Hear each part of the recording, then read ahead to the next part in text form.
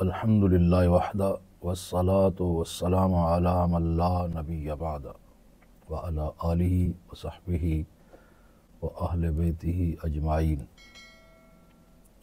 काबिल कदर बरादरान इस्लाम, हफ्तावार तरबियती नशिस्त का सिलसिला नमाज की शराइत के बारे में और शराइत में से सबसे अहम और सबसे पहली शर्त तहारत के बारे में गुफ्तगू जारी है।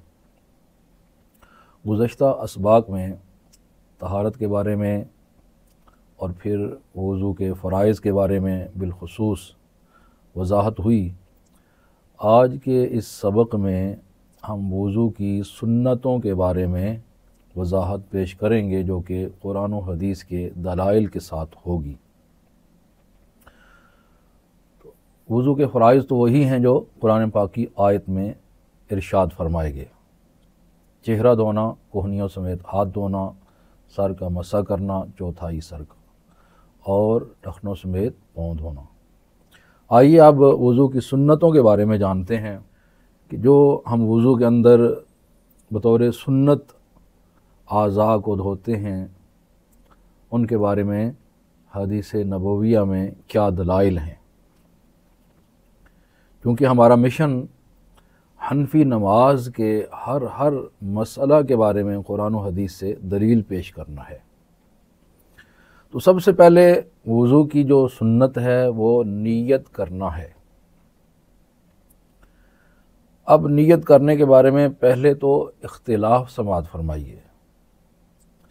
हमारे नज़दीक वज़ू से पहले नीयत करना सुन्नत है, जबकि हज़रत इमाम मालिक रहमतुल्लाह अलैह के नज़दीक फ़र्ज़ है और इमाम शाफ़ी रहमतुल्लाह अलैह के नज़दीक शर्त है। तो अब देखना यह है कि इस इख्तिलाफ़ में हमारा मौक़िफ़ और उसकी दलील क्या है, लेकिन पहले हम उनके ही दलाइल पेश करेंगे। लुत्फ़ की बात यह है कि हम जो मुखालिफ हैं उनके दलाइल पहले पेश करते हैं। तो सुनिए, उनकी दलील है बुखारी शरीफ की हदीस नंबर 1, जो कि हज़रत सैयदना उमर बिन ख़त्ताब रज़ियल्लाहु अन्हु से रवायत है कि रसूलुल्लाह सल्लल्लाहु अलैहि वसल्लम ने इरशाद फरमाया, इन्नमल आमालु बिन्नियात, कि अमलों का दारोमदार नीयतों पर है। मतलब कि हर अमल के लिए उसकी नीयत का होना ज़रूरी है।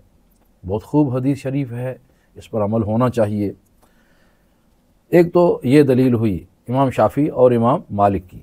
इमाम शाफ़ी की बतौर शर्त दलील ये है और इमाम मालिक की बतौर फ़र्ज़ ये दलील है। दूसरी दलील है जो हज़रत इमाम शाफ़ी ने क़ियास किया है। वह फरमाते हैं तयम्मुम में भी तुम तो नीयत को शर्त और फ़र्ज़ करार देते हो ना, तो तयम्मुम भी वज़ू के साथ ही ताल्लुक़ रखने वाला है। जैसे वज़ू के करके नमाज़ पढ़नी है, ऐसे ही तयम्मुम करके भी नमाज़ पढ़नी है। तो तयम्मुम में आप लोग भी, हनफी लोग भी नीयत को फ़र्ज़ करार देते हो, ये उनका क़ियास है। और हमारा ये तयम्मुम के बारे में नीयत करना, ये हमारा मौक़िफ़ है। ये तो दलाइल हो गए। इन दलाइल की बुनियाद पर इमाम मालिक ने कहा नीयत करना फ़र्ज़ है और इमाम शाफ़ी ने कहा नीयत करना शर्त है। अब हमारी तरफ से जवाब क्या है? जवाब ये है कि आप लोग फरमा रहे हैं कि अगर नीयत ना की तो ये वज़ू वाला अमल नहीं होगा। इस अमल का दारोमदार नीयत पर है। तो हमारा आपसे अर्ज़ करना ये है कि अगर नीयत ना की और वज़ू ना हुआ, यानी पानी ने अपना काम नहीं किया, जबकि हमारे पास कुरान मजीद की आयत बतौर दलील है कि पानी पाकीज़गी का काम कर लेता है। आइए सुनिए, कुरान मजीद की आयत है। अल्लाह ताला ने इरशाद फरमाया, वहुवल्लज़ी अरसल रियाह बुशरम बैन यदै रहमतिह, कि वही है जो बादलों को हवा के ज़रिए भेजता है। वअनज़लना मिनस समाइ माअन तहूरा, और हमने आसमान से पानी नाजिल किया है जिसके अंदर पाक करने की सिफ़त रखी है। तो अब ये कुरान पाक की आयत अगर एक तरफ रखें तो आपको यकीन करना पड़ेगा कि पानी के अंदर रब ने पाक करने की सलाहियत रखी है। तो जब पानी के अंदर ही सलाहियत है, अब हम कहेंगे कि पानी के साथ आज़ाद धोए हैं तो वज़ू नहीं हुआ नियत के बग़ैर, तो फिर कुरान पाक की आयत के ख़िलाफ़ हो जाएगा। इसलिए हम कहते हैं कि कुरान मजीद की इस आयत की रूह से आप पानी को मुताहिर समझें, पाक करने वाला समझें और उससे वज़ू हो जाने की इजाज़त दें। उसके बाद हमारी बात सुने, हम भी यही कहते हैं, ताकीदन कहते हैं कि वज़ू से पहले नियत करना चाहिए और ये सुन्नत रसूल है। और रसूलुल्लाह सल्लल्लाहु अलैहि वसल्लम की सुन्नत कोई मामूली चीज़ नहीं है, उसमें नूर ही नूर है, सुरूर ही सुरूर है। तो लिहाजा ये हुआ कि इमाम शाफ़ी रहमतुल्लाह अलैह ने इन्नमल आमाल बिन्नियात को मामूल किया कि इससे ये वज़ू की शर्त हो गई, और इमाम मालिक ने कहा कि ये दलील हो गई कि वज़ू के लिए नियत करना फ़र्ज़ है। लेकिन हमने कहा कि इसके ऊपर भी कोई दलील मौजूद है कि रब ने फरमाया हमने कुरान वांज़लना मिनस समाए माअन तहूरा, हमने आसमान से पानी नाज़िल किया और सिर्फ माअन होता तो और बात थी, फरमाया तहूरा, पाक करने की सिफ़त है उसमें। तो इसलिए ये हमारी दलील है। दूसरी दलील हज़रत अबू हुरैरा रज़ियल्लाहु अन्हु से रवायत है कि एक शख्स ने अर्ज़ की, या रसूलल्लाह सल्लल्लाहु अलैहि वसल्लम, हम समंदर का सफ़र करते रहते हैं, तो बाज़ औक़ात ऐसे होता है कि हमारे पास जो पानी होता है वो हमारे लिए पीने के लिए ही काफ़ी होता है, अगर हम वज़ू कर लेंगे तो पीने के लिए पानी नहीं बचेगा। तो हमारे लिए क्या हुक्म है कि हम समंदर के पानी से वज़ू कर सकते हैं? तो आक़ा दो आलम सल्लल्लाहु अलैहि वसल्लम ने इरशाद फरमाया, हाँ, समंदर के पानी से वज़ू कर सकते हैं। और फिर इरशाद फरमाया, हुवा तहूरु माउहु वल हिल्लु मैततुहु, कि जो समंदर है ना उसका पानी पाक है और उसका मुर्दा हलाल है। मुर्दा हलाल से मुराद मछली है कि उसे ज़िबा करने की ज़रूरत नहीं है। ये हदीस शरीफ तिरमिज़ी शरीफ की हदीस नंबर 69 है। और रहा ये इमाम शाफ़ी का क्यास कि तयम्मुम में भी तो नियत करना ज़रूरी करार देते हो, तो हम कहते हैं हुजूर वाला सबसे पहले तो तयम्मुम के लफ्ज़ का माना करो क्या बनता है। तयम्मुम का माना ही इरादा करना है, मतलब नीयत करना। तो रब ने फरमाया अब तुम इरादा करो मट्टी की तरफ, यानी मिट्टी से पाकीज़गी हासिल करने की नीयत करो। तो लिहाजा इसके अंदर तो माना खुद ही नीयत का पाया जा रहा है। और दूसरी चीज़ ये है कि पानी जो है उसमें पाक करने की सिफ़त रखी गई है, जबकि मिट्टी में वो सिफ़त नहीं है। मिट्टी आप मलोगे तो उससे आलूदा हो जाओगे, पानी इस्तेमाल करोगे तो पाक साफ़ हो जाओगे। इसलिए जब मिट्टी जो कि पाकीज़गी का ज़रिया नहीं है, उसको जब तयम्मुम के लिए इस्तेमाल करना है तो नियत करोगे तो पाकीज़गी हासिल होगी, नियत नहीं करोगे तो पाकीज़गी हासिल नहीं होगी। इसलिए तयम्मुम पर इसको क़यास न फरमाएं, क्योंकि पानी की खासियत और है, मट्टी की खासियत और है। अब आपने जान लिया कि फिर हमारे नज़दीक नियत क्या होगी, सुन्नत। नंबर 2 वज़ू की सुन्नत है वज़ू के शुरू में बिस्मिल्लाह शरीफ पढ़ना। इसमें भी इख्तिलाफ है। इमाम मालिक के नज़दीक बिस्मिल्लाह पढ़ना फ़र्ज़ है और हमारे नज़दीक बिस्मिल्लाह पढ़ना सुन्नत है। उनकी दलील क्या है? वो फरमाते हैं, हदीस शरीफ है, हज़रत अबू हुरैरा रज़ियल्लाहु अन्हु रावी हैं, क़ाल रसूलुल्लाह सल्लल्लाहु अलैहि वसल्लम ला सलाता लिमन ला वज़ूअ लहू वला वज़ूअ लिमन लम यज़कुर इस्मल्लाहि तआला अलैहि, कि जिस बंदे ने वज़ू नहीं किया उसकी नमाज नहीं है, और जिसने वज़ू के शुरू में बिस्मिल्लाह ना पढ़ी उसका वज़ू नहीं है। तो ये बड़ी हदीस है और बड़ी दलील है हज़रत इमाम मालिक की। ये सुनन अबू दाऊद शरीफ में हदीस नंबर 101 है और सुनन इब्न माजा शरीफ में 399 नंबर हदीस है।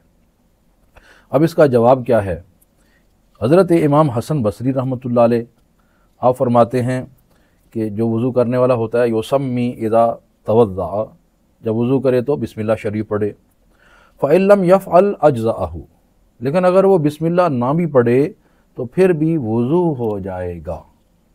तो मालूम हुआ कि इतने बड़ी शख्सियात जो सहाबा से तालीम और तरबियत हासिल करने वाले, जो हज़रत अली रज़ियल्लाहु अन्हु के खलीफा और आपकी सोहबत इख्तियार करने वाली शख्सियत हैं, वो गलत नहीं फरमा सकते।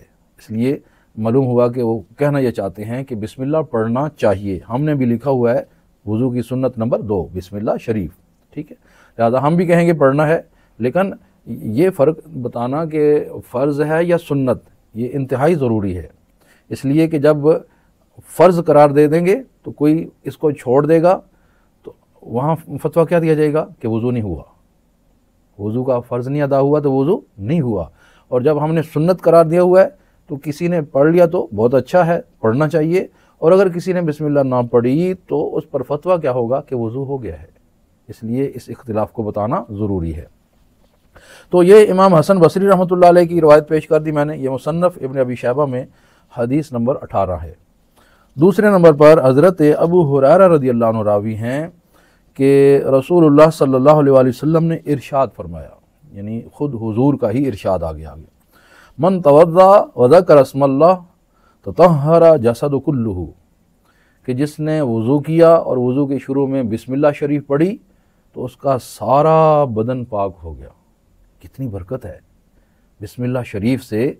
आपने 4 आज़ा 3 को धोया, 1 का मसा किया, लेकिन अगर आपने बिस्मिल्लाह शरीफ पढ़ ली है तो कितना फ़ायदा है कि पूरा बदन सर से पाँव तक पाक हो गया। वमन लम यज़कुर इस्मल्लाह लम यततहर इल्ला मौज़िउल वज़ू, और जिसने वज़ू की शुरू में बिस्मिल्लाह ना पढ़ी तो उसके सिर्फ वज़ू वाले आज़ा ही पाक होंगे। ये हदीस शरीफ सुनन दारक़ुतनी में 232 नंबर और सुनन बहकी शरीफ में 200 नंबर पर मौजूद है। तो इसलिए अब ये तो ख़ुद रसूलुल्लाह सल्लल्लाहु अलैहि वसल्लम का फरमान आ गया। तो तीसरी बात भी सुन लीजिए। हज़रत मुसन्नफ़ इब्न अबी शैबा ने हज़रत अबू बकर रज़ियल्लाहु अन्हु से रवायत ली है, उन्होंने भी यही फरमाया है कि जो बंदा वज़ू के शुरू में बिस्मिल्लाह शरीफ पढ़ ले तो उसका सारा बदन पाक हो जाएगा, और जो वज़ू के शुरू में बिस्मिल्लाह ना पढ़े उसके वज़ू वाले आज़ा पाक होंगे। तो ये दलाइल जो अब हमारे सामने आइए मुसन्नफ़ इब्न अबी शैबा में है, जो कि हज़रत अबू बकर सिद्दीक़ रज़ियल्लाहु अन्हु से रवायत है।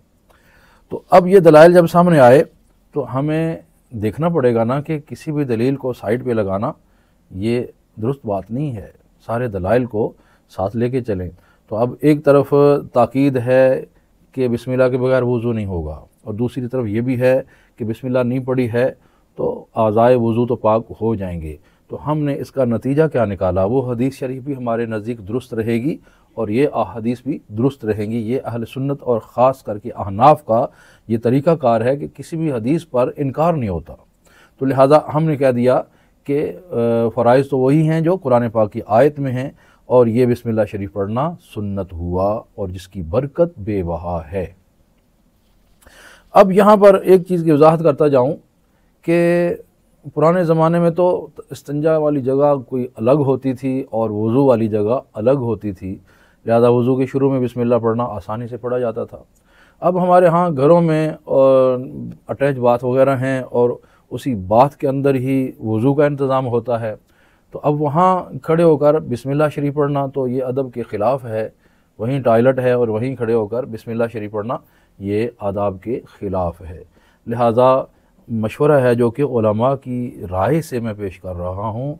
उलमाए रब्बानियीन ने अपनी कुतुब में इसको लिखा है कि जो बंदा इस्तंजा के लिए जाने लगे, इंटर होने लगे, दाखिल होने लगे, तब बिस्मिल्लाह पढ़ ले तो उसके लिए काफ़ी हो जाएगी, यानी जो सवाब बताया गया उसको मिल जाएगा। लिहाजा ये जो अटैच बात हैं और इनके अंदर ही वज़ू करना होता है तो उनमें दाखिल होने से पहले बिस्मिल्लाहिर्रहमानिर्रहीम और जो टॉयलेट में दाखिल होने की दुआ है वो पढ़ ली जाए तो बिस्मिल्लाह का सवाब मिल जाएगा। नंबर 3 है वज़ू की सुन्नत, ये कलाइयों तक हाथ धोना। इसके बारे में दलील है हदीस शरीफ। हज़रत अबू हुरैरा रज़ियल्लाहु अन्हु रावी हैं, फरमाते हैं अन्न नबी सल्लल्लाहु अलैहि वसल्लम क़ाला इज़ा इस्तयक़ज़ अहदुकुम मिन नौमिही फला यग़मिस यदहु फ़िल इनाइ हत्ता यग़सिलहा सलासन फ़इन्नहु ला यदरी ऐन बातत यदहु। मुस्लिम शरीफ हदीस नंबर 643। हुज़ूर सल्लल्लाहु अलैहि वसल्लम ने इरशाद फरमाया, तुम में से कोई शख्स जब नींद से बेदार हो तो उसे चाहिए सबसे पहले अपने दोनों हाथों को धोए, इसलिए कि आपको नहीं पता आपके हाथ ने रात कहाँ गुजारी है, इसलिए पहले हाथ को पाक कर लें, क्योंकि इन्हीं हाथों से आपने बाकी आज़ा का वज़ू करना है। इसलिए ये हदीस शरीफ है। और इस पर दूसरी दलील तिरमिज़ी शरीफ की हदीस नंबर 24 है, और दूसरी हदीस जो पेश करने लगा वो बुखारी से है। बुखारी शरीफ की हदीस नंबर 159 पहले असबाक में भी गुज़र चुकी है। हज़रत उस्मान रज़ी अल्लाह तआला अन्हु के ग़ुलाम हैं हुमरान, वो फरमाते हैं कि हज़रत उस्मान रज़ी अल्लाह तआला अन्हु को आपने पानी वज़ू के लिए मंगवाया और फ़अफ़रग़ा अला कफ़ैहि सलासा मिरार, आपने ये हथेलियों को धोया 3 बार, फ़ग़सलहुमा, उनको धोया, सुम्मा अदख़ला यमीनहु फ़िल इना, फिर आपने दाएं हाथ से बर्तन में हाथ डाल के वज़ू करना शुरू कर दिया। तो पहली हदीस शरीफ में सिर्फ ये था कि आप सो के उठें तो तब पहले हाथ धोएं और फिर वज़ू करें, तो ये बाज़ेन में आ सकती थी कि वो तो सो के उठने के लिए है। लेकिन दूसरी हदीस जो बुखारी से ले आए हैं 159 नंबर, उसमें आ गया कि आप लोग जब वज़ू करना चाहें तो सबसे पहले इन कलाइयों तक हाथों को धो लें, फिर उनके साथ बाकी आज़ाए वज़ू को धोना होगा। वज़ू की सुन्नत नंबर 4, मिसवाक करना। हज़रत अबू हुरैरा रज़ियल्लाहु अन्हु से रिवायत है कि हुज़ूर अकरम सल्लल्लाहु अलैहि वसल्लम ने इरशाद फरमाया, लौला अन अशुक्का अला उम्मती लअमरतुहुम बिस्सिवाक इंदा कुल्ल सलातिन। ये हदीस है मुस्लिम की 599 नंबर, कि रसूलुल्लाह सल्लल्लाहु अलैहि वसल्लम ने इरशाद फरमाया, यानी आपके नज़दीक आप देखें कि सुन्नत जो मिसवाक है वो कितनी अहम है, मिसवाक करना कितना अहम अमल है हुजूर के नज़दीक। आप सल्लल्लाहु अलैहि वसल्लम ने फरमाया, अगर मुझे अपनी उम्मत का मुश्किल में पड़ जाना, ये ना होता कि मेरी उम्मत मुश्किल में पड़ जाएगी, तो मैं उनको हर नमाज के साथ मिसवाक करने का हुक्म देता। यानी हुजूर के नज़दीक मिसवाक करना बड़ा अहम अमल है। तो ये मुस्लिम की रवायत है 599, इसमें लफ्ज़ इंदा कुल्ले सलात, हम बात वज़ू की कर रहे हैं, और इंदा कुल्ले सलात कि हर नमाज के वक्त, इन्हीं अल्फाज को लेकर इमाम शाफ़ी रहमतुल्लाह अलैह ने कहा कि हर वज़ू की मिसवाक सुन्नत नहीं है बल्कि हर नमाज की सुन्नत है। तो ये दो चीज़ें अलग अलग हैं। बाज़ औक़ात वज़ू होता है और बंदा नमाज के लिए खड़ा हो जाता है, लेकिन इमाम शाफ़ी कहते हैं कि सुन्नत है कि नमाज से पहले मिसवाक करें। तो हमने अर्ज़ की कि बेशक नमाज का ज़िक्र है, इंदा कुल्ले सलात है, लेकिन इंदा कुल्ले सलात से मुराद है कि हर वो नमाज जिसके लिए पहले वज़ू करना है वो मुराद है। और इस मुराद पर हम अपनी ज़ात की तरफ से नहीं अड़े हुए, बल्कि इस पर दलील है जो लफ्ज़ सलात की इनकी बजाय वज़ू होना चाहिए ना, वो हम हदीस शरीफ पेश कर रहे हैं। हज़रत अबू हुरैरा रज़ियल्लाहु अन्हु से यही रवायत, पूरी रवायत है, जो कि सुनन बहकी में हदीस नंबर 146 है, वहाँ पर यही पूरी रवायत है। यानी हुज़ूर अलैहिस्सलाम ने इरशाद फरमाया, लौला अन अशुक्का अला उम्मती लअमरतुहुम बिस्सिवाक, तो वहाँ है इंदा कुल्ले सलात, और ये जो सुनन बहकी की रवायत है इसमें है मा कुल्ले वज़ू। तो अब जब एक चीज़ की वजाहत हमें दूसरी रवायत से मिल गई, दूसरी किताब से मिल गई, तो फिर उस पर डट जाना नहीं चाहिए, बल्कि अब मफ़हूम वाज़ेह हो गया कि जब भी वज़ू करें तो वज़ू करने के लिए मिसवाक करना सुन्नत है। अब ये मिसवाक की वजाहत होगी। वज़ू की सुन्नतों में से 5 नंबर और 6 नंबर इकट्ठा है, जो कि इकट्ठे ही अहादीस में आते हैं। वह है कुल्ली करना और नाक में पानी चढ़ाना। तो इनकी दलील ऊपर हदीस जो बुखारी के 159 नंबर बयान हुई, हज़रत उस्मान के ग़ुलाम से रवायत है, उसी में ये वजाहत है कि हज़रत उस्मान ने जो वज़ू फरमाया फ़मद मदा वसन शका, आपने कुल्ली भी की और नाक में पानी डाला। तो ये बुखारी की उसी रवायत में मौजूद है, जो कि 159 नंबर हदीस है। अब यहाँ पर फिर छोटी सी इख्तिलाफी बात है। इमाम शाफ़ी रहमतुल्लाह अलैह कहते हैं, आपने चुल्लू पानी में लिया तो आधा पानी मुंह में डालें और आधा चुल्लू नाक में डालें, यानी एक ही चुल्लू से कुल्ली और नाक में पानी डालें।